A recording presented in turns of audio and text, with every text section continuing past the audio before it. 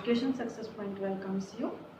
सबसे पहले तो आपका चैनल के साथ जुड़ने के लिए बहुत बहुत धन्यवाद। और जैसा कि हमारा एजुकेशन का जो कंसेप्ट है वो चला हुआ है और आज हम पढ़ने वाले हैं एजुकेशनल फिलोसफी। आपको बता दूं कि एजुकेशन का मीनिंग, कैरेक्टरिस्टिक्स एंड टाइप्स हो चुके हैं। अगर आपने वो वीडियो नहीं देखी है तो डिस्क्रिप्शन बॉक्स में उनका लिंक दिया गया है, तो आप उनको ज़रूर देख लेना। और चलिए पढ़ते हैं एजुकेशनल फिलोसफी। एजुकेशनल फिलोसफी को पढ़ने से पहले हमें फिलोसफी का पता होना चाहिए क्या होता है। फिलोसफी यानी कि दर्शन। दर्शन का अर्थ क्या है? दर्शन का अर्थ है देखना, ठीक है।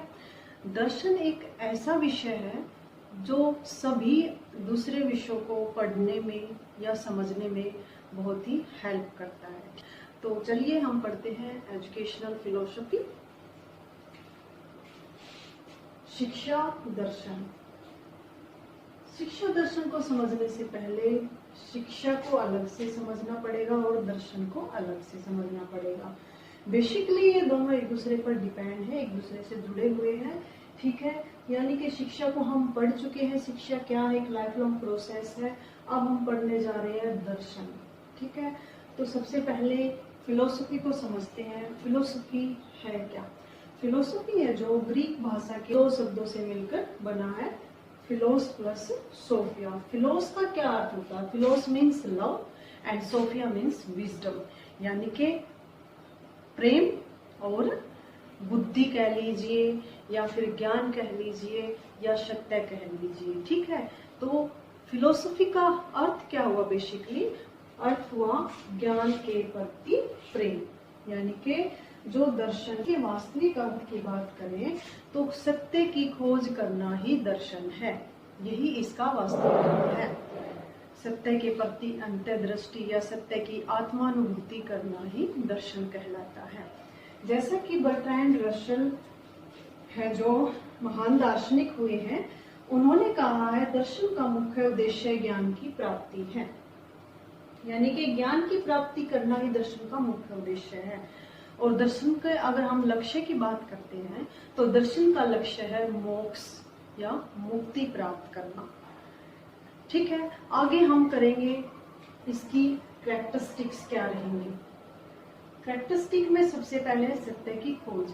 तो आप सत्य को जब हम जानने की कोशिश करते हैं, उसको मतलब डीपली है जो एनालाइज करते हैं, तो हमें ज्ञान होता है कि वो चीज असल में है क्या, ठीक है। तो जो उसके प्रति विजन हमारा बन जाता है तो वही हमारे जीवन का दर्शन बन जाता है, ठीक है। तो सत्य की खोज करना ही इसकी एक मुख्य विशेषता है। और यूजीसी द्वारा क्वेश्चन पूछा गया था कि दर्शन का मुख्य उद्देश्य क्या है, उसमें ऑप्शन आपको दिया गया था सत्य की खोज करना। सेकंड है अमूर्त चिंतन या आत्मानुभूति, ठीक है। आत्मा परमात्मा के बारे में जानना, प्रकृति और ईश्वर में क्या संबंध है, ठीक है, उनके बारे में समझना, उनकी आत्मानुभूति करना ही दर्शन है।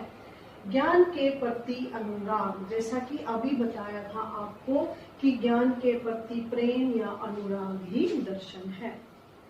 जटिल समस्याओं का विश्लेषण। दर्शन में हम क्या करते हैं कि ये बाकी है जो बहुत सारी समस्याएं हैं जो उनको डीपली समझने में हमारी मदद करता है। हम उनका विश्लेषण कर सकते हैं कि वो समस्याएं हैं जो वो कहाँ से उत्पन्न हो रही है, क्या उनके पीछे कारण है। क्योंकि अंतर्दृष्टि है जो वो एक ऐसी दृष्टि होती है जिसमें हम किसी भी समस्या की है वो बिल्कुल अंदर जाके और उसको समझने की कोशिश करते हैं जिससे कि उसका हल निकाला जा सके, ठीक है फ्रेंड्स। तो जो दर्शन है उसकी मुख्य विशेषता क्या रहती है? एक जटिल समस्याओं का विश्लेषण करना।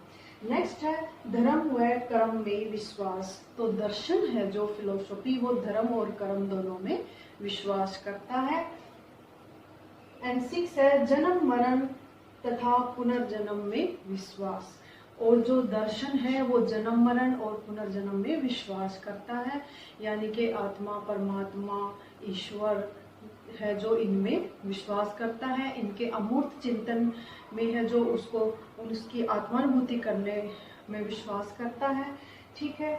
तो दर्शन एक ऐसा विषय हुआ जो कि हमें आध्यात्मिकता की तरफ लेके जाता है, और जो हमारा विजन है उसको इस तरह से जो ग्रो करता है, ताकि हम जो अपने जीवन की समस्याएं हैं या अदर किसी विषय की समस्याएं हैं तो उनको सोल्व करने की कोशिश करते हैं, उनका रीजन जानने की कोशिश करते हैं, वो कहाँ से निकल के आ रही हैं और उनको किस तरह से हल किया जा सकता है। अगर पसंद आई है तो वीडियो को लाइक करें और चैनल को सब्सक्राइब करें और जुड़े रहें मेरे साथ। नेक्स्ट वीडियो में हम इसको बहुत ही डीपली समझेंगे कि शिक्षा और दर्शन का आपस में क्या संबंध है, किस तरह से है ये एक दूसरे पर डिपेंड है। ठीक है, तो पूरा कंसेप्ट हम नेक्स्ट वीडियो में क्लियर करेंगे। Okay friends, thank you.